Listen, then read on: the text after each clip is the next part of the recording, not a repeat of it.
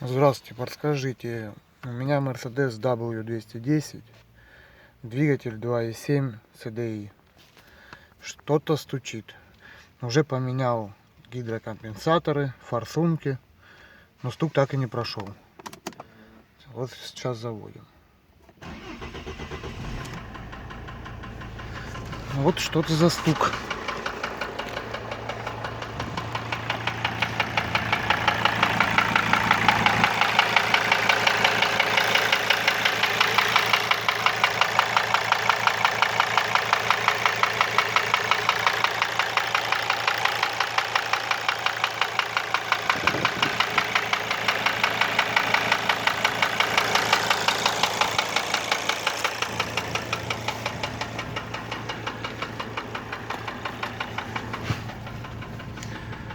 Двигатель греется нормально,